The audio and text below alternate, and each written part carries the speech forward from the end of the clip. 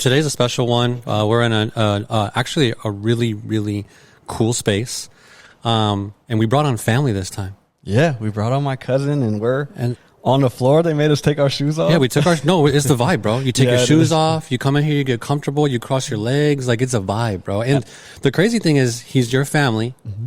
I've actually known him for years through work. So, I mean, like, I think that was like the first time where you were just like, dude, that's my family. Yeah, that's my actual cousin. When we were talking and just talking about who we knew and stuff like that. And so, like, it was only a matter of time before we got him on the podcast. So without further ado, I say we introduce him. Yeah, let's introduce him. This man here, like we said, is my cousin. He is a husband.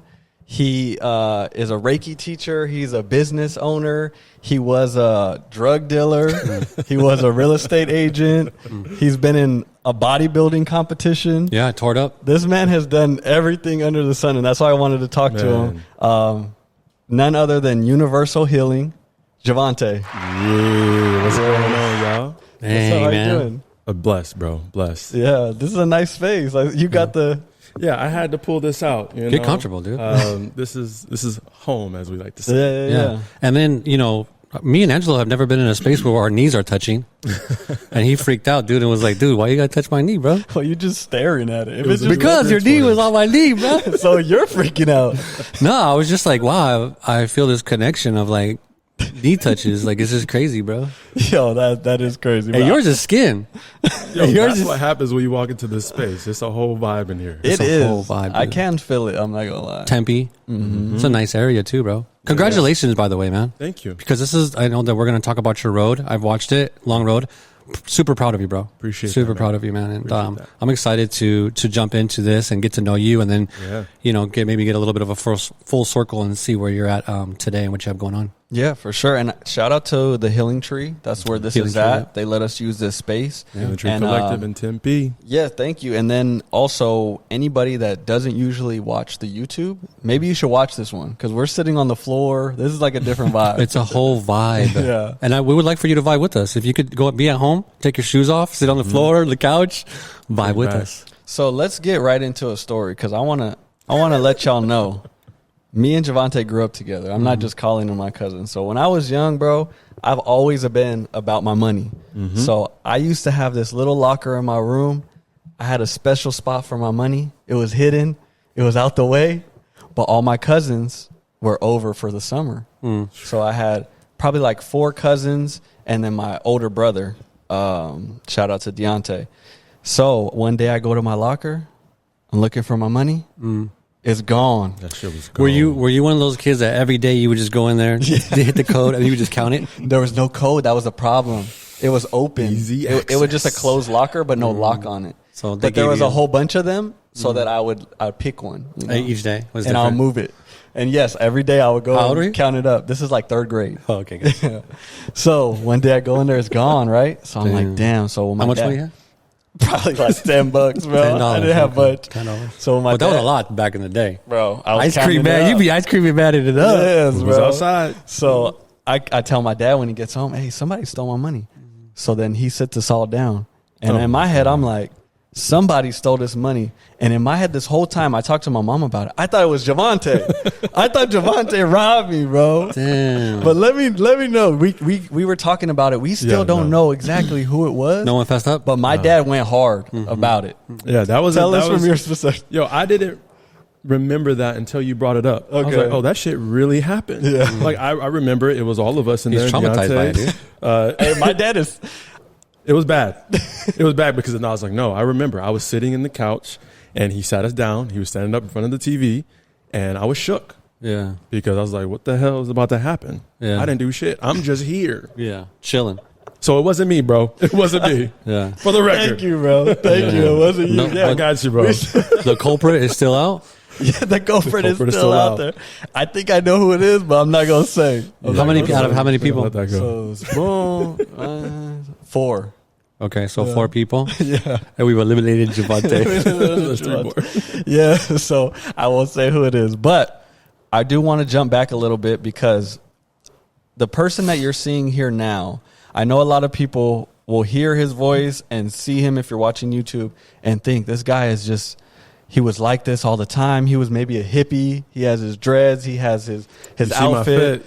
But this person that you exactly, I like that fit, bro. This person that you see here is not the person that I grew up with, you know. But it was in there, but it was completely different. Like, we've been into cop trouble together. You've been into cop trouble on yourself, but I want to go back a little bit before all of this to where you had a kid, you were with your wife Betty, and you were having to sell drugs to keep it together. Talk to me about that time in your headspace. Oh my gosh, bro. It's like a lifetime ago.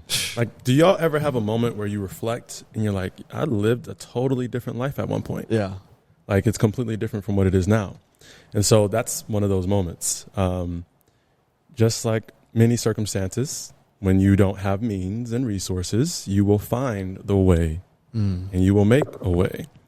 And that was my situation.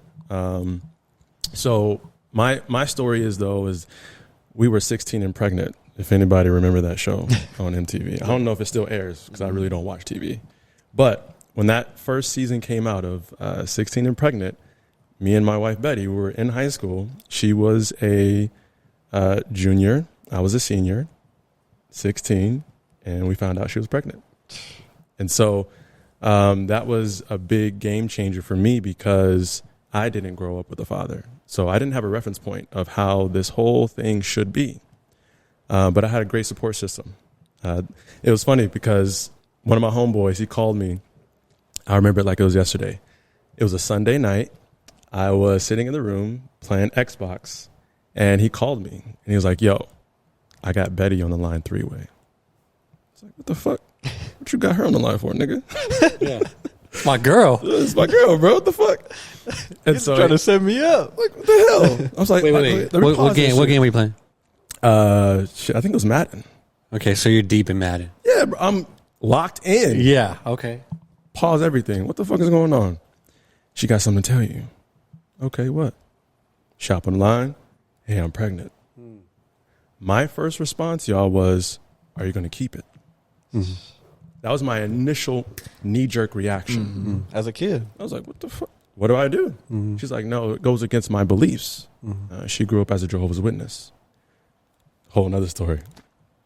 And from there, she was like, no, I'm going to keep it. But I wanted to tell you, to give you an opportunity to be here, a part of this. If not, I'm still keeping it whether you're here or not. Bro, I got off that phone. I sat in my room for about an hour in silence. And the main thing that came out of that was, I know what it's like to grow up without a father. Why would I be part of that same cycle repeating? And so in that moment, it was like a fire kind of lit underneath me. And I was like, no, I'm going to step into this. But a dark fire, not a good fire. No, that shit was like, oh, you're going to have to man up and step into this unknown. But I was like, I got to tell my mom. And as a single black woman who has done her best to raise her son, that was not news that she was prepared to hear. And so she's in the kitchen. I waited the next day. She's in the kitchen, and I positioned myself at the dinner table just so that if she turned around out of the kitchen and she was ready to throw something at me, I could jet for the fucking door. Yeah, you had a whole plan, bro. Bro, I planned that shit out. How tall is your mom? 6 foot, 6'1". She's about your height, Frankie. Oh, okay, got you. Yeah. I would have done the same thing, man. I would have done the same You see her thing. come in, you She go don't straighten the fuck up. Yeah, got it. So- Does not play. I sat down. I was like, hey, Mom, I got something to tell you. She was like, what's up? I was What- like, siblings? Do you have, like, was there anybody else at the table, or just you no, and your mom? just me and my mom. Okay, just you and mom. Yeah, Gotcha. I do have a younger sister, 5 years. Gotcha. Okay, that I grew but up just with. you and mom right Just now. me and her. And I told her, I was like, hey, Betty's pregnant. She was like, shut the fuck up. I was like, yeah, she's pregnant and she's going to keep it. She paused for a moment. She was like, well, I guess we having a baby. Bro, the relief that I felt, I was like, oh, okay, thank God. Because obviously she liked Betty.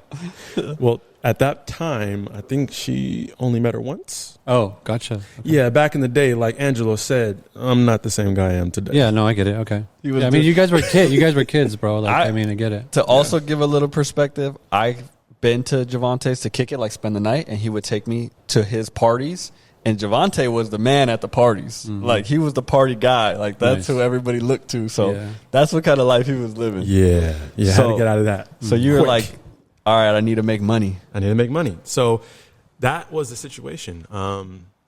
Didn't have a reference point at the time. I'm a senior in high school. Don't have a job. So I immediately went out, got a job, and that shit was not enough. So the next best thing that I knew how to do, I knew the game. So I hopped in. Yeah. Both feet. Yeah. And it was short-lived. It wasn't like it was something that I grew on and built everything else on. Got in, made my money, supported my family, and I got out. But that was a lifestyle. It had some fun parts that I'm appreciative because I know what that side is like. So I never question and wonder, I wonder what it's like to be around this and do that and have this. No, I had it for a little time, and it ain't all what it's cracked up to be. Yeah, and you told me a little bit about your boy that you were getting work with. Mm-hmm. Something happened to him that kind of... Yeah, man. So at this point, I'm a senior in high school, and I link up with a friend of mine, and this is a white boy who is from the suburbs, but he wanted to be a part of the culture.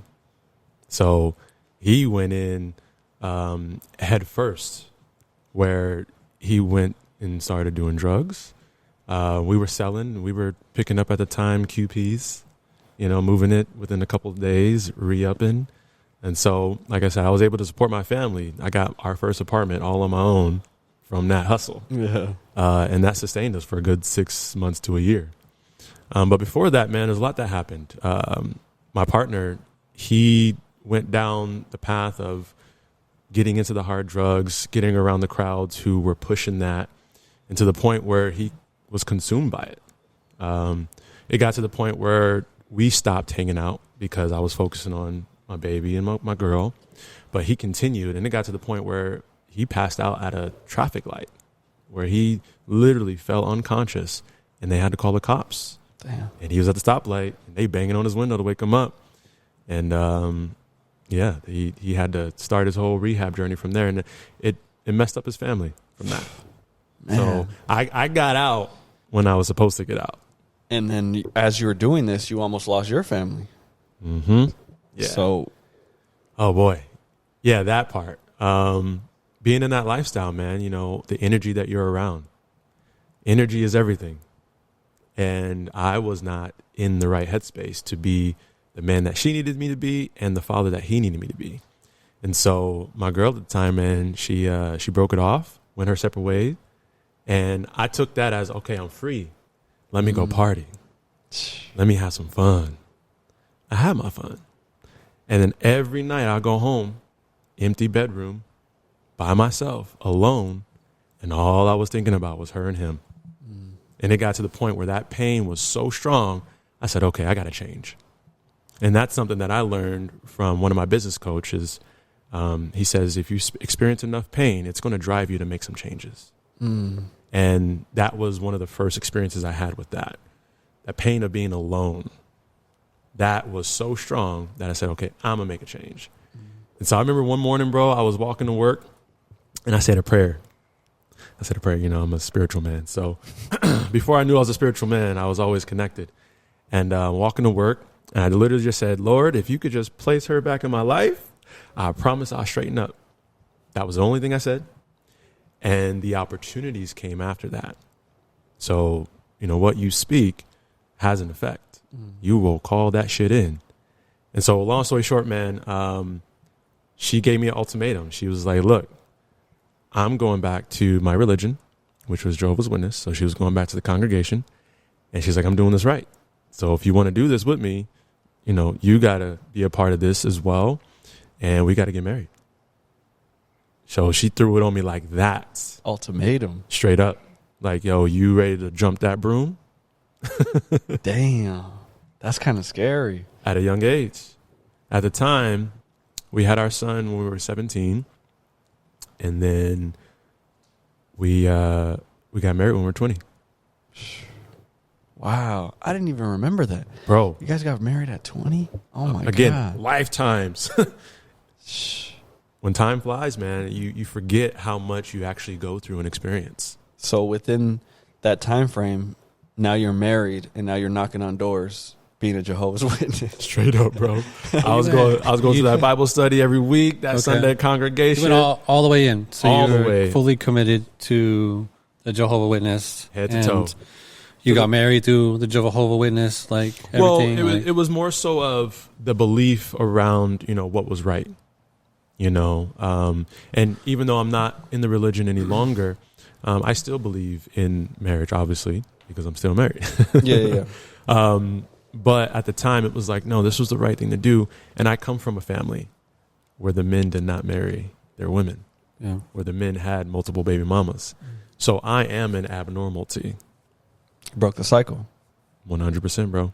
100%. So how long were you in there before you realized maybe this is not exactly what you were looking for in that religion? Because now you're not a part of it. Yeah. Right? Yeah. So I started going to the meetings in 2013. That lasted for about 3 years. So around around 2016 was when I could now say it was my consciousness. My spirit was starting to turn on. And I started to just look at things. I'm like, yeah, this doesn't sit right with me. To the point I looked up during a meeting and I was like, this is not it. Like, this is a limiting system where we're supposed to continue to grow and expand. I felt that in my core. But for a while, I had to navigate, kind of this space of connection, because religion has a place. It's not for everyone, but it does have a place, especially for someone who needs help with connecting to something greater than themselves, helps getting past the ego of the self. Religion helps with that, but however, it's a slippery slope, because men, in their limited understanding, put things together. So I got to the point where I was like, yeah, there's something else out there for me and I'm going to search for it.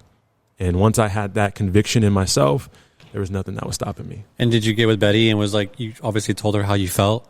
Mm-hmm. And did she feel the same way, or like, because how did that work as being like a married team, basically? Yeah, no, that was hard for her because she grew up as a Jehovah's Witness. So she was conditioned to believe and think. And family came from that, everything, yeah. Everything. So she comes from a family of, there's 9 siblings with her mother, and all of them were in the organization. So very, very deep roots in this, generations.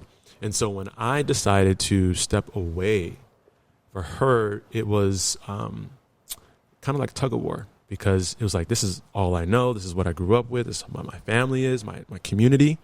But then this is the man that I love, who isn't doing anything wrong. He's just choosing a different path. But in doing that, I've been told all my life that that's a sin and that's wrong. So she was in this place of like, I don't know what to do. So the beautiful thing was she just stayed neutral. She gave me the space to say, explore, do whatever you feel you need to do right now, and I'll give you that space. And that allowed her to see what I was going through, and then also see the response from the congregation. And that's when the real character shows. Yeah. Because with Jehovah's Witness, if you're not a part of it, then you're like shunned, kind of, right? You can't even talk to them anymore, right? Yeah, it gets to the point what they call disfellowshipped. Okay. And that is a process. No one just immediately gets to that point. It's like almost like someone's a repeat offender of something. And it gets to the point where it's like, all right, you're not changing your ways. So we're going to disfellowship you, which means we're not going to associate with you, but you're required to still show up at the meetings. We're not going to talk to you, but you're required to sit here with everyone in here, see us socialize and communicate and hug and show love while you're off to the side. Is it like a group of those guys? Is it like you got the crew, up, the bro. good old boys here, then you got the disfellowship crew over here? Yo, a lot of the Jehovah's Witness kids that I met when I got into the organization, and they would talk about that. They were like, yeah, growing up, so-and-so, he would always be doing this, and he would be over here with this group, and we knew not to be with those kids. It's like cliquey shit. Yeah. Just like in high school. I never heard of that, bro. That's so interesting. I didn't know that. It's something that's hard because we are social creatures. We need to socialize. Like, that's how we build. And that's how also we draw some of our worth. Yeah. And so when someone is told we are supposed to love you, but we're not going to associate you with you and give you that space.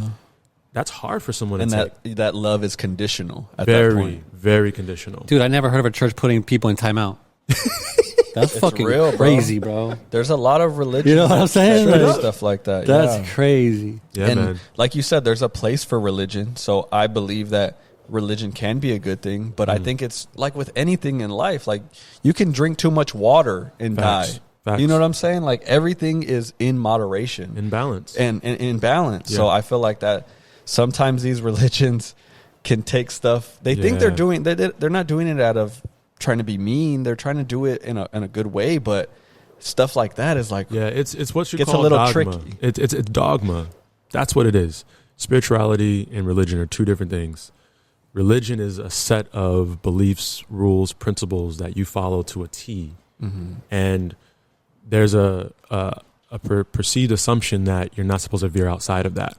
Spirituality is, let's look at everything and let's find that common thread. Let's find what resonates with us that we can take as value that will make us better, that will help us to connect to my neighbor and also to connect with nature. Yeah. Like that's spirituality.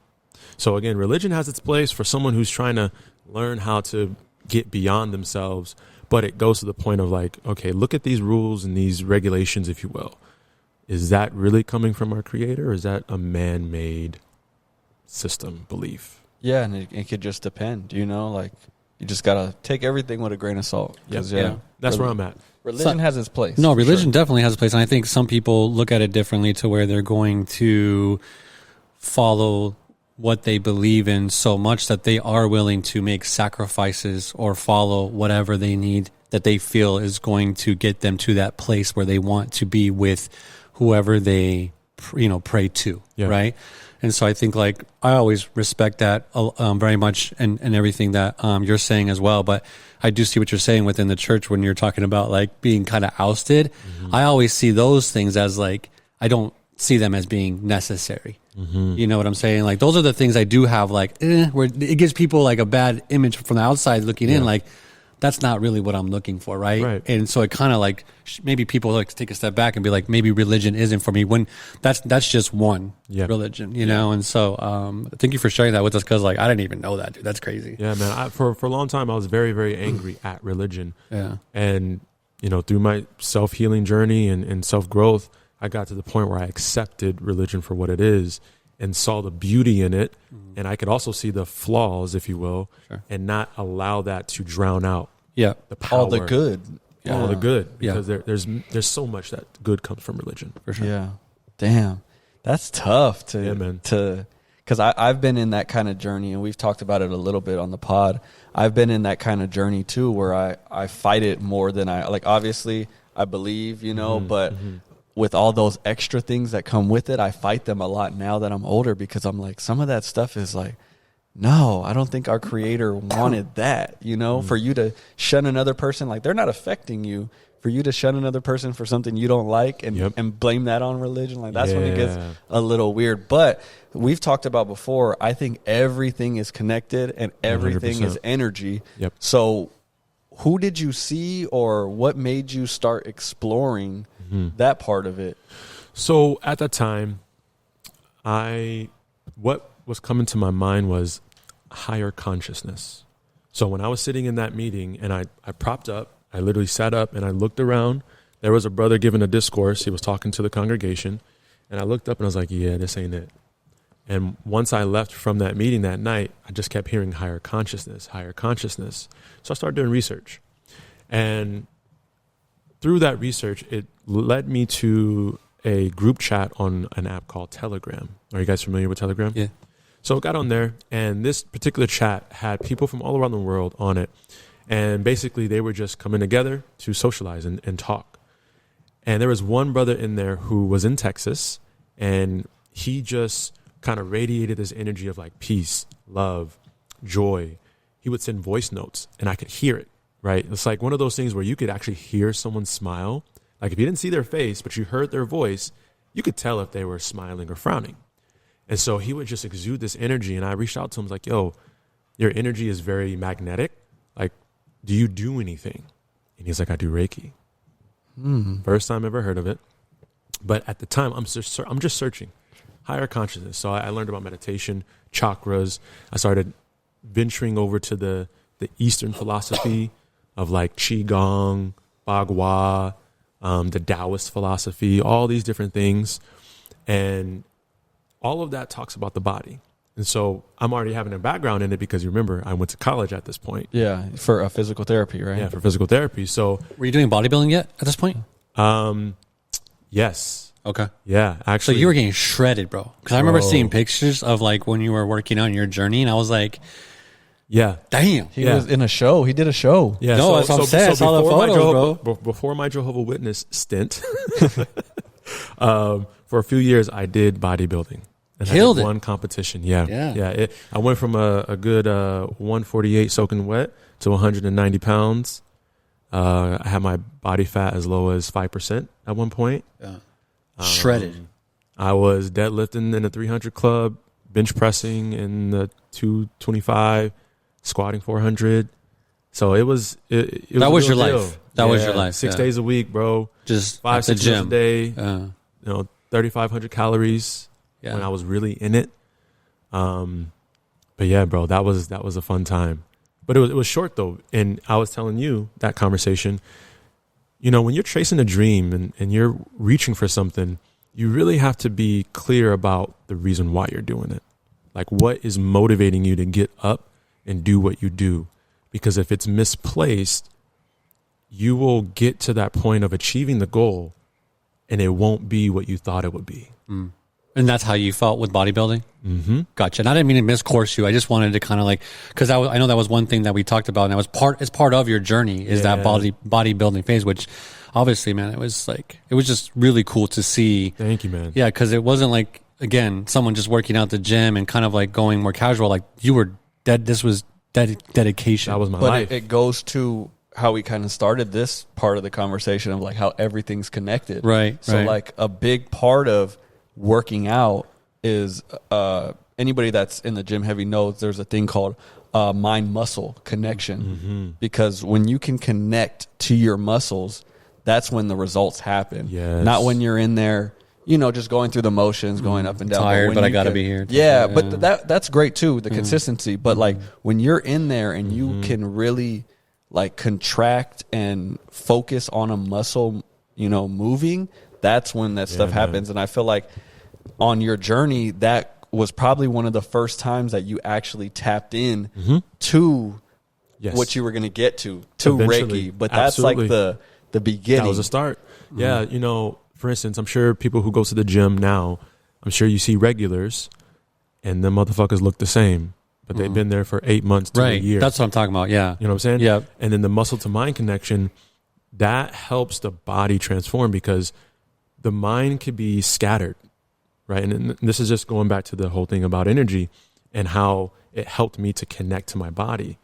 Once you could dial that in and super focus your attention, the results amplify. And you were heavy on diet as well, right? Because I remember you talking about too, is like just making sure like some of your posts were like the importance of food with your mind and your body. Yeah. And you would kind of post like some stuff that you were eating and like some recommendations. Absolutely. And I think I remember posting like, hey, are you feeling tired? Are you feeling down? All the things that kind of people run into when they start depressed. And you were like, let's take a look at your diet. Yeah, and you were talking about the foods that you were eating and how it helped you. And I just remember that post because I watched it a couple of times and I was like, man, this is important. And the crazy thing is, so I was looking at that from the standpoint of we're fueling our body. So whatever I'm putting in, my body's using that as fuel to project the highest quality of energy out. So if I'm eating shitty food, I'm also going to feel shitty. But if I'm eating the right foods, the right amounts, and I'm working out on top of that, that's what helped me get my results. But there's something else I learned later on, is that the second brain is in the gut. Most people don't know that. We have the most neurons in the gut outside of the brain. So when we get those gut feelings, butterflies, when we're feeling anxious in the body, nervous, bubble guts, bubble guts. Damn, dog. Your favorite. Taking the backs. You got to hit the bathroom. That is activity happening in the gut because this is the second brain. So if you take care of your gut, it's also going to take care of the brain. And so they've scientifically proven there's a gut-brain axis that if you eat the right foods and take care of this is going to work properly. But if not, you'll start to feel the mental fog. Like a lot of people experience that. Mental fog, lack of clarity, and not being able to stay grounded in their thoughts, typically because they're not right in the gut. So clean your gut out, people, and you will notice a huge difference in your mental performance. Damn, that's a whole other conversation, bro. Because I got to clean my gut out, dude, because I've been hitting Jack in the Box, boy. Dude, I get it. We're going to have to do a pod on that separately because I get excited with that stuff because I've gone from, eating terribly like when I was young. Then I had my anxiety stint that we've talked about. I had to completely change. Yeah. And then I was bulking for a minute. So how my mind was there. I would go to sleep bloated every night, you know? It's like I've been through all the phases and now I'm doing a lot more fruits and vegetables now. Good. And like all of that just like it literally is connected. It changes your mind, how you see things and how you think. Yeah, diet is a huge thing. That is a huge thing. So going back to what you were saying about what got me there. Yeah. At this point of connecting with this guy who was in Texas from the Telegram app, at this point, my mind has understood that, okay, there's a whole system that's working in my body. I'm learning that there's energy centers that we can connect to that do specific things. And then now here's this guy coming who practices an energy system called Reiki. Never heard of it. So he sends me information, and mind you, he's in Texas and I'm here in Arizona. We have our first virtual session through Skype. If people remember what Skype is, that shit is like obsolete now. We had our first session, man, and what he did in that first session was explain what Reiki is, but then demonstrate connecting to my energy field virtually through the computer from a distance. So my first experience in this whole spiritual energy world wasn't even in person. It was from a distance. And so what happened in that session was he connected to my field and I began to feel things, what we call in our crown chakra. And I just felt movement all through my body, like electricity, warmth. But I also felt relaxed and calm. While you're talking to him? No, I'm just sitting there. You're just sitting there. Okay. I'm just sitting there. This is all like for you basically like doing what? Just so so when we're talking to people, they can kind of imagine like how you're getting into this. Yeah. So we're sitting there and he's guiding me. He's like, okay, go ahead and close your eyes and just take some deep breaths and do your best just to relax. You don't have to do anything because I'm doing all the work. As practitioners, that's what we do. We're helping to influence the energy field. Yes, we're healers, but the body is the one doing the healing. And we can get into that a little bit later. So he was just guiding me on just relaxing, and that's all I did. I just sat there, and I became aware of what was happening because I wouldn't say focused on it, but I wasn't focused on anything else. I wasn't distracted. That's typically what happens when we can't feel the energy, is our mind is so distracted on everything else. Yeah. So when you close your eyes, when you meditate, center yourself, it's to pull your awareness in, and that helps everything to turn on, if you will. So I was sitting there, quiet, listening to music. He did his thing, and I felt amazing after that. Matter of fact, for the next 2 weeks after that, bro, I felt like I was on cloud 9. I woke up with energy. I didn't feel anxious. I felt very clear-headed. And Betty also recognized it too. She's like, okay, your energy is a lot different. As you're talking about her, you're getting a message from her. Were you meditating before this on your own? Like No. in a different, this was your first experience with meditation? Yes. Gotcha. Yeah. So at this point, I was literally just trying to figure out what the hell is higher consciousness. And I now know, because I spent time working on this, I was being led by my spirit. Intuition. You get these hunches about what to do. And instead of overthinking it and doubting it, second guessing it, Just go with it. just move. Accept it. And what was See he what it is. doing on the Like no, they're in. He was talking to him too. Was he like? No, because I've been in a session and you're usually moving around me and like moving your hands. Was he doing that through the video? Or? Yeah. So literally, the screen is here, and so he pushes palms towards my body, which allows the energy to connect and send to me, and then he begin to move his hands, wave it, going over different positions of his body, which was almost like a surrogate for my body to receive it. Wow. So here's the thing, y'all. Energy is not bound by time or space. We've all experienced this. I'm sure all of you have had the moment where you thought of someone and then they called you or sent you a message, or you're thinking about them and they walk through the door. You're picking them up in the ethers, as we call it, right? Your little antennas, little spidey senses. That's all energy. And we all can connect to that.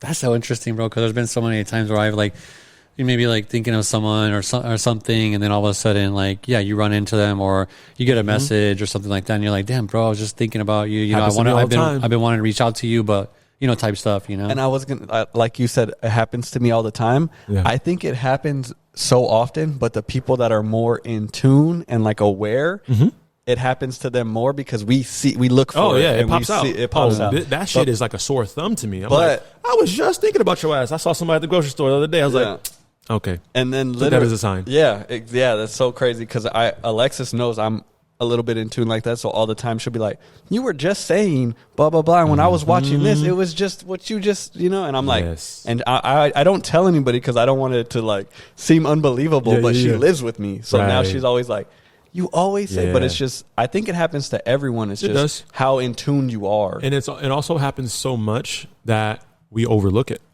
It's so subtle. When it comes to spiritual things, oftentimes it's not going to come with a drum roll, fireworks, and a whole loud band. That shit's going to be quiet. It's going to be very, very subtle. And so for us, that's why meditation's so important, because meditation helps us to be clear so that we could spot those things and see it. Even if we're focused, like, I got shit to do today. However, I felt this. I need to call somebody. And then, boom, I see them on my timeline, or I saw something that connects to them. I'm going to take that as a sign. I'm going to hit them up later. Right. Damn. And with Reiki, could you, for someone that has no idea what we're even talking about, you gave your scenario, but what exactly is Reiki to Good someone, question. like layman's terms? So in simple terms, Reiki is a energy practice that connects to the spiritual energy all around us. And just for all of you who want to know what that is, if you go outside right now in Arizona, stand in the sun, you're going to feel the warmth coming from the sun rays. Or if it's a breezy day, you're going to feel that breeze hit your body. That is spiritual energy. It's all around us.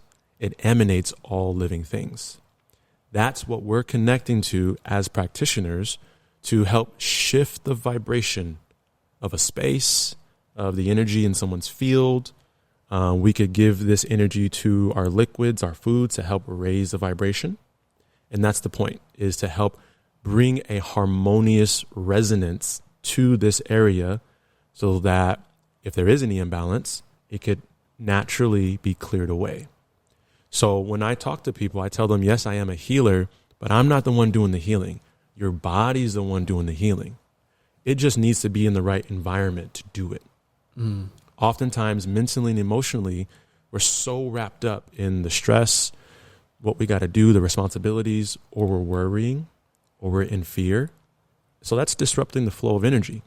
But when Reiki comes into play, it helps you to relax, and then naturally things begin to release. I want to jump into, I think this is a perfect segue, because we talked about, having Javante on the show. And I was like, dude, what is Reiki? Right? And he was like, bro, I actually had a session with Javante. And I was like, how did it go? Do you want to kind of like, because you're talking about, bringing people in and how you flow. So yeah, it was crazy. So, and that's why we wanted to paint this picture of who you were, because that's who I know. So for me, looking in and you tell me you're doing something new, you're doing Reiki, I can feel your energy. I can feel your aura change. So for me, it was easy to believe you. Like if he thinks if that's what he's doing, it sounds weird.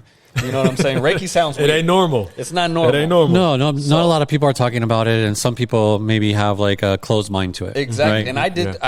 I would have too. You know, I'm skeptical about everything. I'm skeptical as well. Yeah. So but the thing is, it was easy access because this is my family. For sure. So I'm like, I could see a difference. Yeah. I believe it, you know? Yeah.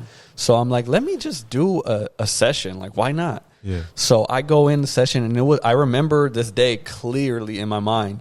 So it was Tuesday afternoon. it was a cold day. I don't remember the day, okay, but it was cold outside. And so I dressed warm because it was sprinkling. So I wore like some sweats, a hoodie, like something just real cozy, just to be, you know, comfortable. Yeah. So I go in there and we start, you give me a little intro about it, what we're going to do. And this session was going to be an hour. And my head the whole time I'm thinking is, because I have to lay down and let him do his thing. What does that mean? On a massage table. Okay, when you say I gotta lay down and let him do his thing, like what does that mean? I just say, bro, you can't just say that. Just keep it moving, bro. Like let's paint the picture, my G. No diddy. We talked about what they do. Okay, so listen. I lay down. He's like, I gotta lay down on it's like a massage table that you guys use, right? Yeah. So I lay down, but the whole time I'm thinking, how the hell am I going to stay laying down for an hour? On a massage table? Yes. Right. Without getting a massage. Are you face down or face up? Face up. Oh, ass up or ass down? So no, I don't know. I'm listen, just asking. I lay down, and that's the whole time. Even when he's starting, I'm like, bro, I got to figure out how I'm going to because I don't want to be disrespectful. No. Hey, bro. You got to really relax yourself. I swear to God, I've never told you this, but I swear in my mind, I almost told you, bro, can we just do 30 minutes and then we can just kick it after? Because my mind is, I'm thinking about 50 things at all times. Sure. Yeah. So I'm like, it's not going to be possible for me to just lay here for an hour. Yeah. So that was what's going through my mind. But we're going through, right? And he starts doing where he's walking around and he has like a sound. What is it called? Sound bowl. Sound bowl. So you could hear some sounds. He has some little music playing in the back. And mind you, when I got in there, I was comfy. I had my sweats on. I took my sweater off, so I just had I was feeling real nice. All of a sudden, got hot. I got hot, bro. Like, I got really hot. So I'm not to the point of sweating, like uncomfortable, but I feel warm, like really warm. So he's going around. I kept my eyes closed for, I think, most of it, but I would kind of look for a little bit. And he's just placing his hands over me in different areas. He'll take a moment in a certain area, then go to a next area. So he's just doing his thing, right? So all of a sudden, he's like, hey, go ahead, take your time getting up, blah, blah, blah. So I'm like, okay, bet, we're going to take a break. So when we get up, it had been the whole hour. Damn, went by like that. Super fast. And in my mind, I was like, no, like, this is a break. Thank God we're taking a break because this is a lot going on. And as soon as I got off, I was like, did you turn the heat up? Like, I thought maybe that's a part of it, just to get the vibes going or something. I don't know. So I was warm and it went fast. So those were like the two standout things initially. And then we kind of talked about like this and that.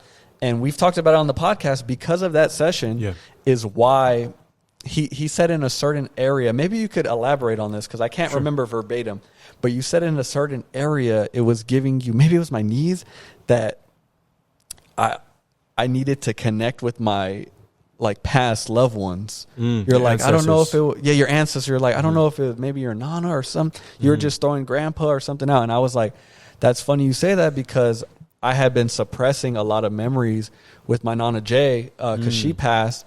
And that's where I lived when I was young. Like I would always be there and I would suppress those thoughts because I didn't want to cry about it. I never wanted to bring those feelings up. So I would never even bring up stories to like my wife. And then since that day, you told me that I need to, and I've done it ever since. And so that's why I can talk about my Nana Jay without breaking out and crying. Yeah. And we talked about that with Nicole. Like when you bring those people up and you continue to talk about them, you keep them alive. You keep your 100%. Ancestors alive. And that session did that for me. Wow. So there's a lot of other things. I don't want to spend too much time, but that specific thing I really took from that session. If anyone is curious about this whole ancestor thing, just simply watch the movie Coco. Just watch Coco. Amazing. That will explain everything you need to know about why it's important that we remember our ancestors and speak about them. Not necessarily we got to a party, but keep them in mind. When you are saying your prayers or affirmations or talking to yourself, because we all do, include them, send that energy to them so that they are receiving it in spirit because energy never dies. It just simply transforms. Wow. That movie's crazy.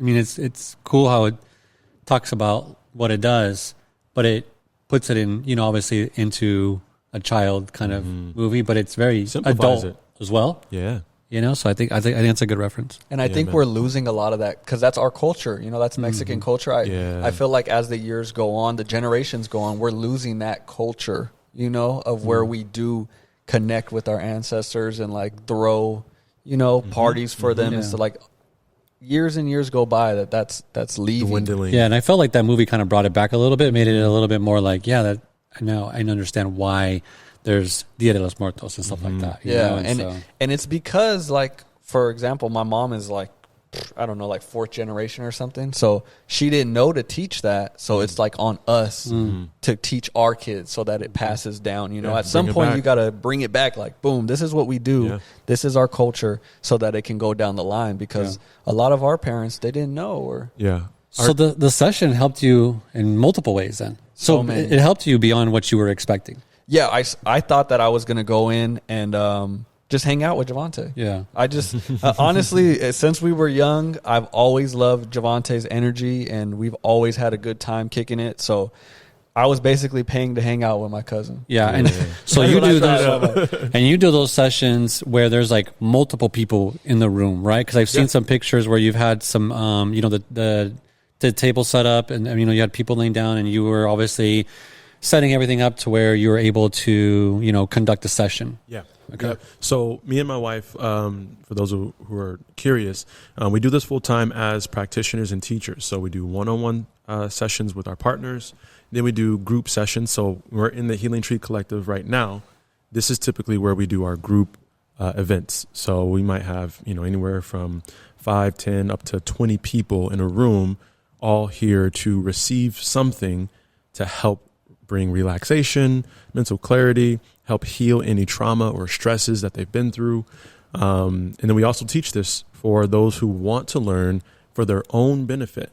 And so that looks like them sitting in a class, going through a, you know, initiation process with us, and we teach them how to connect and then administer this practice to their own bodies. And I know we kind of went off a little bit just to wrap up the whole question about how I got here. That session with Andre is his name. It turned into me after 2 weeks wanting to experience it again, because I said to myself, let me see if he can duplicate it. That's how you know something's authentic and real. Can you duplicate? Because you were still skeptical. I was still skeptical. Okay, maybe first time beginner's luck. Or it's in your head. Did I just make that up? Let me see if he can do it again. Bro, same thing. He did that shit again. And during that session, it hit me so hard.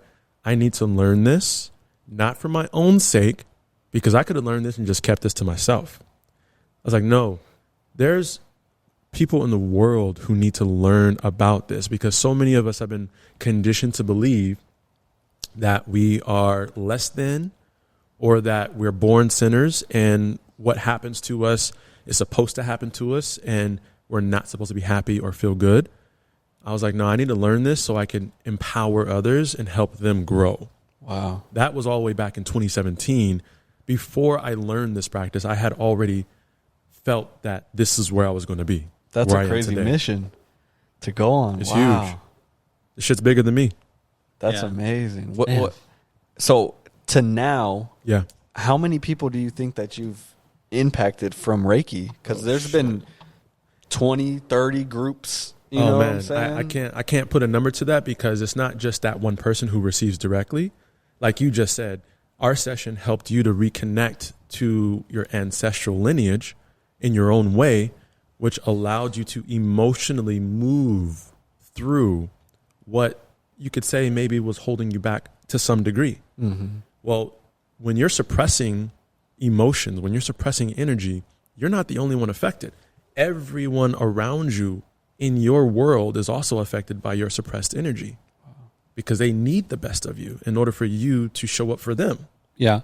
We talked about this too, is where like I think you made a comment saying like, when I come home and I'm pissed off, you know, it's like everybody becomes pissed off, you know, or in a bad mood, or where when I come home happy, like everybody's happy. And I felt the same way as like, you know, like you can walk through that door from coming home, you know, in multiple different ways. Yeah. But whatever that way it is, it's going to be a huge impact on your family, right? Yeah. You know, they could be excited to see you and you're in a bad mood, and all of a sudden their happy mood flips to bad because they weren't, you know, it's not meeting. Your guys' energy is not meeting, right? Yeah. And that's hard. That's hard. Because of the world we live in, Right. what we have to do. And so to answer your question, if I were to throw a number out there, it's in the thousands. Me and Betty, over time, in the last 3 years, we've initiated over 150 students. Wow.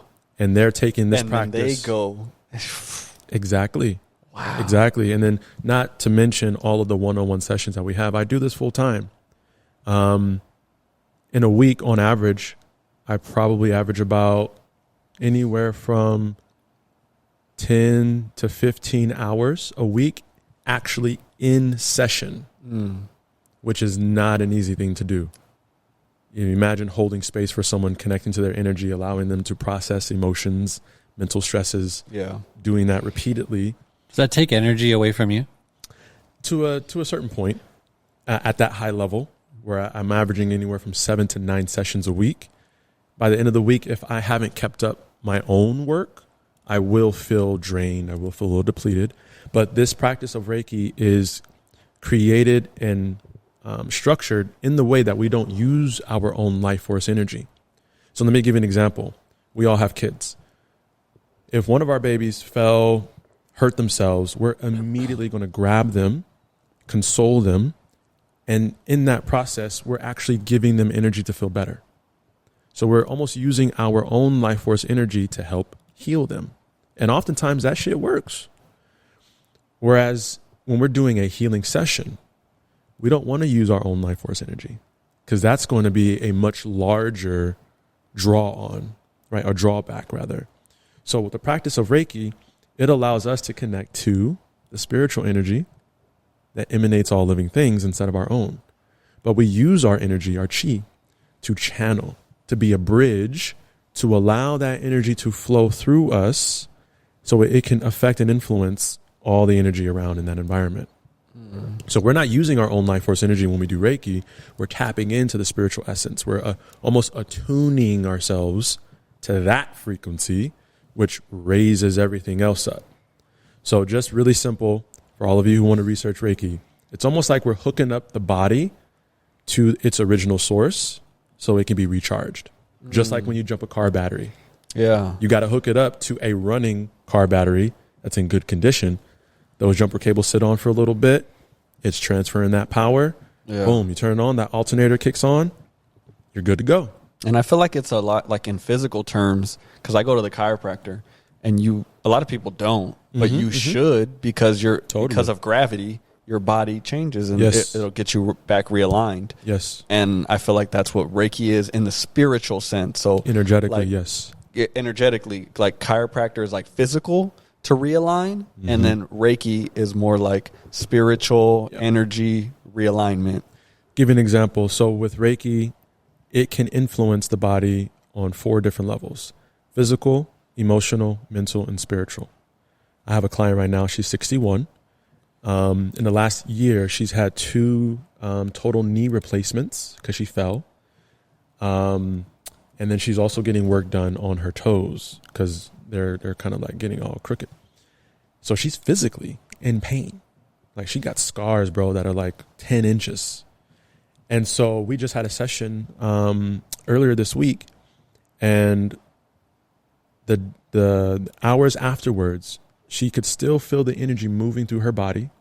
She went to bed pain-free. She woke up the next day. The foot was pain-free. The knee decreased. And I just checked in with her yesterday. So it was about 72 hours or so after. She said her foot is still pain-free. So on a physical level, it helps the body do what it needs to do because your body's intelligent. All we need to do is get out the way. Your body knows what to do. You get a scar, it's going to heal itself. It's going to get a scab. And then it moves on to the emotional piece. So there are emotional traumas that we hold on to, which is the hardest to let go of. It begins to work through that almost like an onion peeling back layers. We just keep working at it, keep working at it, keep working at it. And then boom, finally it gets to the point where sometimes it's a big release or other times it's just very graceful. Wow. It all depends on the individual. Is there a specific time that you can talk about where it was like it even threw you off a little bit? Like, yeah. Like, whoa, what are you dealing with? Yeah. So I actually posted about this on my Instagram about 2 months ago. I had a partner come to me, and she'd been watching me for a while, maybe about 4 or 5 months. And then she finally was like, all right, I'm ready for a session. And she gave me some insight that she's always felt she's been connected to spirits. She would always just feel things, right? She'll be in certain places or she'll be around certain people. She would just have this extra sense about something. But because we live in this Western world dominated by like Christian religion, these things are really hush hush or shunned upon. Like, yo, we don't talk about that. That's the devil. It's evil. It's bad. So she never had the opportunity as a kid to figure out what this is. So we get together, and in a session, the goal is just simply relaxation. That's it. All the other stuff about connecting to ancestors, having visuals, feeling certain things, all that's icing on the cake. The goal is just to help the body relax, because if that happens, natural healing can occur. So as I'm connecting to her, I'm starting my process like I usually do. Her body begins to move on its own. Now, at this point, I'm thinking she must have so much energy built up inside of her, like residue energy, that since I'm connecting to her, it might feel intense. So she might feel like she needs to move a little bit. Is that how she was moving? What do you mean, like moving? Like she's just kind of like. So she was actually on this one. She was face down. So sometimes you can go face down. Okay. Ass up. Yeah. Okay. You can go both ways. Oh shit. Okay. So you either go face down or you face up. Yep. Now, because of what she's been dealing with, I was like, let's work on your backside. Yeah. Because this represents the past, your ancestors, and also your subconscious mind, right? It's a part of you that you can't see. Yeah. So we're like, all right, let's open this up and see what's there. So she's face down on the massage table, head in the headrest, and she starts moving her arms. They're coming out like this. She starts coming forward, and then she starts doing like a kind of like a scorpion. So real shit. For a moment, I was like, yo, is this some exorcism shit that's about to pop off? Yeah. Like, are we about to release some spirits and entities in this body? Yeah. Was it just you and her, or was it a group? Just me and her. Okay. Yep, just private in the room. Was there any sounds or just body movement? Yes. So that started to kick in as well. So she's moving. So she starts breathing a little bit heavier. And I typically do like a guided breath work to help the body relax in the beginning. So she wasn't following my instructions. So I'm like, okay, this is a real experience that she's having. And so I check in with her. I ask her, are you feeling intense emotions, or is the energy intense? And she's like, no, but her voice sounds different. Tone sounds different. I'm like, hell no. And at this point, my body gets the chills. And through my training, I have certain things that kind of turn on that lets me know, okay, we're working with some spirits here. So long story short, bro, as I'm moving through her, typically people fall asleep like you did, or they kind of get out of consciousness a little bit, and the body is still. The whole time she is moving, she's grunting, and at the same time, she almost starts crying. So at this point, I know that now she's channeling. So she becomes a medium for spirit. Wow. Sometimes that happens.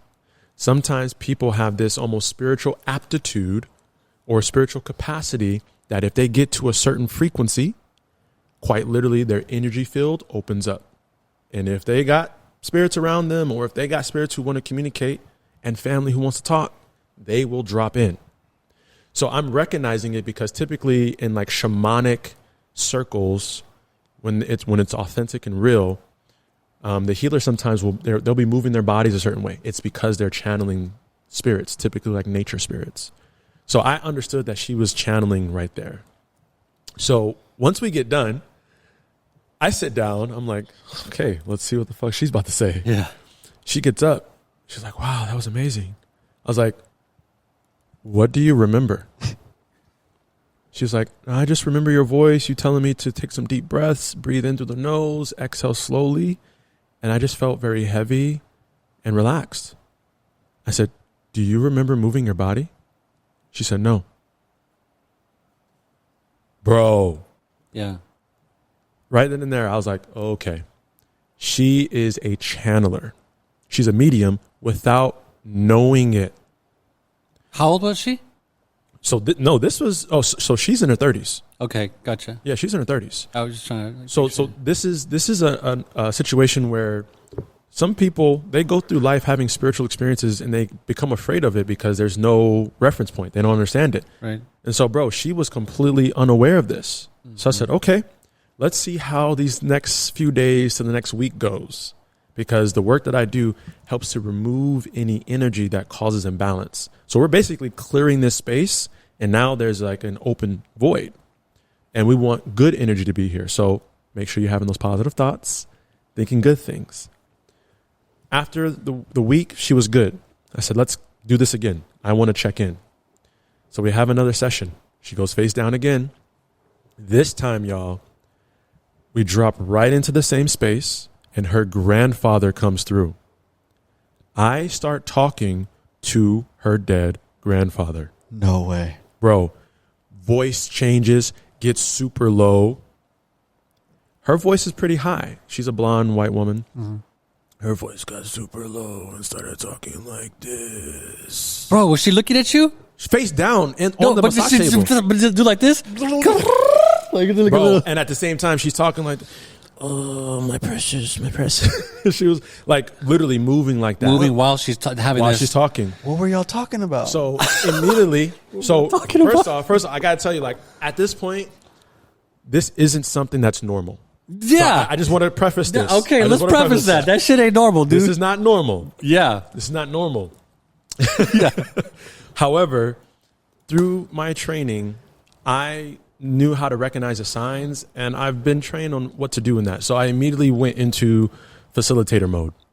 I began talking to the grandfather. English? Yeah. Okay, I just want to make sure there was no tongue going on here and shit, like some crazy shit. I was speaking no tongues. But long story short, man, this is how I say everything is energy, and energy never dies. Her grandfather came through that session because he felt so much guilt that he was not a part of her life growing up as a child, that he almost took on that responsibility of what she didn't get as a young woman, as a young child. That male father figure, the masculine energy, the protective energy, the guidance, all of that. As a grandfather, he felt so deeply about that it actually followed him as he transitioned from this physical world, and it stayed in his etheric spiritual form to the point where he was always around her, constantly around her. And it took me and her to connect, to do that work, to open the space, to allow him to come through, speak his truth, because he didn't want to let go. Wow. So I had to tell him, she's good. She's okay. She's strong. She's healing. I had to affirm to her grandfather that she was okay and it's all right for you to go on. And as I was doing that, the voice got lower and lower, and almost as if it was fading. And I kept hearing, thank you. Thank you. Turn that mic a little bit towards you. Yeah. So you kept hearing, thank you. Thank you. And was it going back into her tone of voice at that point? Or was it it just like the volume just dropped. Yeah. And then she went silent. Mm-hmm. I finished the session. Yeah. She came back. What'd you experience? She was like, I felt so relaxed, kind of dozed off a little bit. It's like, do you remember hearing anything? Yeah, I heard voices, but that was all. Do you remember me talking to you? No. So I had to affirm for her, this is who came through, and this is what he said. And then that's when she was able to give me all that other information, the backdrop of, I wasn't able to grow up with my father, never had a relationship with my grandfather, only met him a couple times before I was 4, and since 4, didn't have a relationship with him. So everything lined up after I told her that, and she told me her real life experience, it resonated. Wow. And since then, obviously I've been talking with her. Her energy's good. She's more aware. She has a process now of how to tune into that energy and not let it throw her off. Now she's getting kind of like a hold on it and managing it. And that's through our sessions. Wow. Yeah, man. Clip So That's a crazy. That's session. a crazy. my world is very it's very unique. But I think it's important to anybody out there that That's gets heavy, bro. involved with the spiritual world. It is not a game, because if it was somebody that was just doing this for fun, Right. they He said could his have. training helped him through Yeah, this. they could have went. It could have went south. And we've had students like that. We've had students who were very, they had the zeal. They're like, oh, I finished my training. I'm working. I'm doing this. I'm practicing on myself. I want to help others. I've had 1 or 2 students go out, give Reiki to other people, and these people will have these releases in session. They're crying. They're moving. They can't sit still. My clients will come back to me like, oh my gosh, I didn't know what to do. I was shaking. I felt scared, and I didn't know the next thing to do. So to your point, yes, for those of you who are spiritual healers and practitioners or thinking about getting into this, again, going back to what I said earlier, you make sure you know why you're doing what you're doing. I'm not doing this for me. I'm doing this for people who need the help. I've already received the help. If I didn't help another person, my life will be good because I have this practice and I know how it can help me. But that's not why I'm doing it. I'm doing this to help those who can't help themselves. So when these moments come up, I don't run from it. I actually run towards it. Yeah. You know, I actually saw a meme on Instagram the other day of a boxer in a corner with his trainer, and the trainer was just hyping him up and was like, yo, we're firemen. The heat's about to come on. They were like in round 8 or 9 or something, and they were getting in the heat of the battle. And the coach is like, yo, we're firemen. The heat's about to come on. But what do? We fight the flames. The flames don't bother us. We don't back down from the flames. We walk right into it. And then we control the flames, and then we extinguish the flames. Yo, that shit was inspirational. Because in that moment, I didn't run from it or get scared. I was like, oh, let's figure this shit out. Oh, let's see what is this? You handled it the right way as well, right? Because obviously that helped her, that conversation, right? Yeah. Because that conversation could have went a couple different ways. Yeah, man. With the grandfather. That's scary. Yeah. So it is important to have the right teachings and know what's what. And I think so. Just to jump into another topic here about taking things very serious, because in this spiritual world, there's a lot of different things you can do. There's a lot of things that you can tap into. One of those being psychedelics. Yeah. And it's a big topic right now because mushrooms are like in chocolate now. You know, it's a huge deal. But I think people can misuse psychedelics. So just like with Reiki, I feel like psychedelics need to be used properly. Totally. And is that something that you guys use? And on a personal level, yeah. Like, sorry, I didn't mean with your business, but like personally. Yeah, personally, yeah. I've done a few Shroom trips. Shroom trips, yeah. Yeah, and we've gone on some journeys for sure, man. But to your point, yeah, it's very important because this is medicine and it has its own consciousness and it can be abused. Like you said earlier, too much of anything. You know, you drink too much water, you could drown yourself. So here in the West, man, with our capitalistic society, we have this program of trying to get something and in the almost kind of quickest way, the shortest way, gain the most benefit from it. And so we try to find shortcuts and we try to, overstep certain processes. There's a reason why the indigenous cultures have rituals and they did things the way that they did them, because you can't just jump into something like this, which is going to open you up. Psychedelics are, again, conscious beings, but they can also be used as spiritual amplifiers. You're tapping into energy. Gotcha. You're opening up different centers of the brain that typically wouldn't open at the same time. So your reality is going to change. And so for me personally, man, I enjoy it. I don't do a lot of them. My most recent Shroom trip lasted for about like 5 hours, bro. Yeah.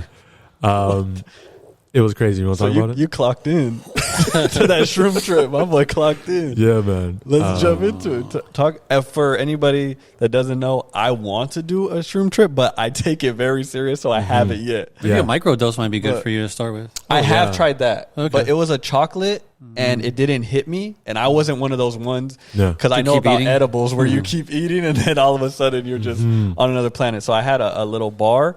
And it made me feel like kind of like high, like when you smoke weed. Yeah. I was a little high, but I wasn't tripping or anything. No, I'm talking about like a microdose, like straight. It's still a cap. Yeah, exactly. Like it's capsule. Not. Yeah, exactly. It's not watered down by any type of like chocolate or anything like that. But yeah. Have you tried? I had a little piece a long time ago when I was like a kid. Like young. Yeah, but I've never experienced like a full like trip. Yeah, I've done microdosing with just capsules. I've done the full stems and caps. And the difference with that is, microdosing, it is a much lower dose, so you're not going to experience all of the stronger effects of psilocybin and what the impact it has chemically in the body. But when you take the full stem and cap, yeah, you're going to go on a trip. Was that what did you take for the 5-hour trip? Bro, I see people eat that shit. Straight up. Dude. I've done that. Just straight up. I heard it's tea, horrible. Right? Do the tea? That's what I did for my 5-hour trip. So the stem and cap, if you're going to eat that shit, put it in a sandwich. Just stack it in a sandwich, chicken sandwich or something. Because I heard it can make you throw up, right? Because it's if somebody can't hold the taste, yeah. And because of it, it's a fungus. So when it gets in the body and starts to digest, you will feel a little queasy, but that's when you know the shit's about to kick in. So that's always like the indicator, like, oh, my stomach's hurting. Oh, this shit's about to start. So we were at a circle at a friend's house in the backyard. It was such a vibe. And they prepared it for us. They basically grinded up the stems and caps and brewed it in tea. And that is the quickest way for it to get in your system, is to drink it. And so we sat down, we did a little meditation for about 10 minutes. I drank the tea. And then within 15 minutes, I started to feel the rocket take off. Yeah. That's quick. Oh, boy. Did you drink the whole thing? The whole thing. Damn. The whole down that gulped motherfucker. it? Yeah. Yeah, you said I'm going all in, baby. Why wait? Yeah, okay. Why wait? You got to go all in. Or other people doing that too, or other people sipping? Or Yeah, everybody had tea. Uh-huh. But it was different dosages. So it was like you had to let them know how much you wanted. That's cool. And they would put it in there. You got to pull up to one of those. Bro. I want maximum strength. What level you want? 10, motherfucker? They can be calling and the ambulance. everyone's different, bro. Like, Where'd you go? What level did you go? bro, I probably went to like 7 or 8. Is 10 the highest? I would say I haven't been to 10. Yeah. They call that the hero's journey. It's like the difficulties on a video game. Yes, bro. And then the highest level is the ego death. Ego death? That's the highest level of a mushroom trip, is when you have an ego death. Drop down and put your ego on, Gary. So you did level 7, which is high. Level 7 That's is high. Yeah. That is when you're feeling full body sensations. The depth perception definitely is off. We were sitting by a bonfire, and it was in the back of a backyard. So they had a cabana with a pool. They had a bonfire, and then they had like this little area, kind of like what we're on right now, with a whole bunch of pillows and blankets. Bro, me and Betty went to, because Betty was there. So she also took some mushrooms, and her dosage was lower, because she's like, I'll drive us. I'll let you have fun. Yeah. And we went by the bonfire, bro, and we didn't move from the bonfire for like 4 hours. Just chilling. Literally just sat there, looked up. It was at night. The sky was turning like this violet, purple, dark royal blue. The fire itself felt like it was coming towards us. The bottom of my feet, actually, the soles of my shoe started to kind of burn off a little bit because I was so close to the fire, but I didn't feel shit. I didn't feel it. And it wasn't until I moved from the fucking fire and I looked at the bottom of my shoe and I was like, oh, just a little bit longer, my shit would have been on fire. A little toasty. You took that, bro. You took that going into the fire shit a little too serious. My boy literally was sitting in the fire. He's like, I'm a firefighter. Was everybody like on their, obviously everybody was on their own trip? Own trip, but they would come over and they would sit down. We have a conversation. We'll laugh about something. I remember the craziest part was I went to the bathroom. And, looked in the mirror? Yeah, man, I was dropping a deuce. And I saw the towel in front of me. And this towel was looking back at me. Tally? And it was almost as if, bro, my focus zoomed in and I can see the fractal squares patterns of the towel itself that makes up the whole thing. Yeah. And I looked at the motherfucker for like 5 minutes. And I was like, oh, I am really on this fucking trip right now. If I'm sitting here standing at a goddamn towel while dropping a deuce and I don't want to move. Yeah. And so from there, bro, it started to dwindle off, but it was a good trip. Did deucing feel different? Oh, no, that shit came beautifully. It dropped right out. No, because I know that sometimes when you're like super high or something, you feel like hell yeah, Bro, it was amazing. That is It felt good. Oh yeah, that shit felt good. It was super high one time I deuced, and I was like, damn, that's the best deuce ever, bro. Like, what the man. hell? But that trip though, that happened actually last year. Okay. So going back to the whole conversation about like being careful with it, man, you can abuse this. And here in the West, you are seeing psychedelics and psilocybin get its mainstream hype, and people are riding this wave, and people are jumping on it for recreational use, which can be cool, but because of its effect, it can be very easy to become addictive. And once you get into that cycle of chasing what you think the medicine is doing for you, it's like, no, you're in the trap now. Because the medicine is truly supposed to reveal to you what you need to know, and then you work on it on your own.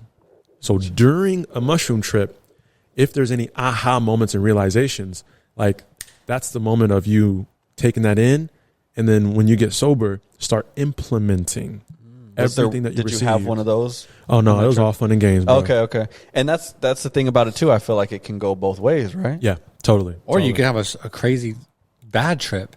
Yes. Was anybody bad tripping there? No one there was bad tripping, because I believe it was the intention that we set. Like we literally got in a circle. Yeah. It was probably a good 7 to 10 of us. Some were couples, there were some singles. And we all just introduced ourselves. We set our intention for the night of what we wanted to experience from the medicine. Yeah. We did the meditation collectively, drunk the tea, went our own ways. There was some good music playing. They had snacks and treats and shit. So like, it was really an environment of like, hey, relax. Real safe environment. Yeah, be cool. But also to your point, there are some times where you can have a bad trip. And that comes back to what is your intention internally? Yeah. Where are you mentally? And also, where's your environment? Yeah. You know, no, that makes a lot of sense, bro. Damn. Everything is energy. That's a lot of clippets. And that one, boy. That's scary. That's but scary. Yeah, man. What you got? Let's rapid fire. Should we do a mushroom trip on the podcast? That would be crazy. Y'all just gotta block off the day. Y'all just got to block off the day. Make sure you ain't got no responsibilities the rest of the day. Level what? 5. Level 5? Fuck no. We're going all in, baby. We're going 10. We're going that ego record that shit, dude. The hero's journey? We're going dropping eagles on them. Oh, my God. That'd be dope. That'd be crazy. That'll be because here's the thing with mushrooms. Something that I experience is like you'll have a train of thought, but it won't close. Like you won't end and then move on to the next thing. It's like you'll create branches and you'll just expound on one little topic. It will lead you all the way over somewhere else. Yeah. But you're locked in and you're fully there. I'm down. I would just need someone like a Javante or someone like, yeah, just to kind of like, bro, lead you through the process. What if we just do another episode with him on it? I'm overdue for a year, bro. All 3 of us. Bro, I know, right? come on, man.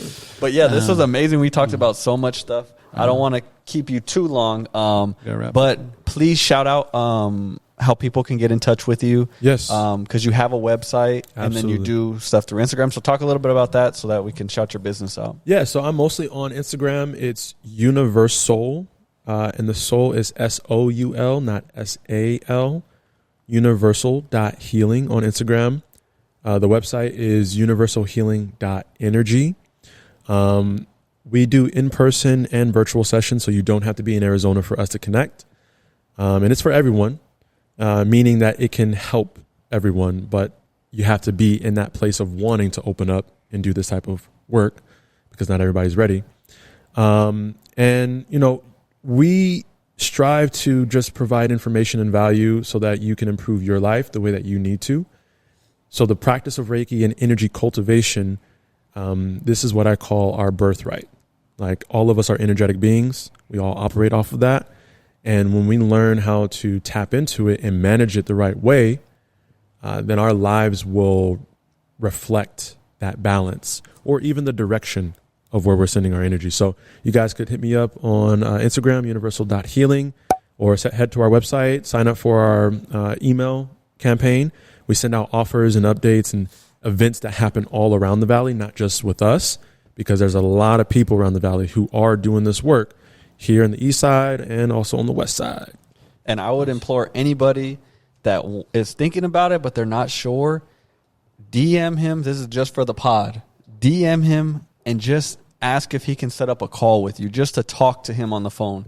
If you can talk to Javante on the phone and just tell him a little bit about what you're going through and just hear how he responds to it, that should give you enough to see if you want to move forward, because I feel like everything you do is very intentional and very out of love. And I feel like even through the phone, you can feel that.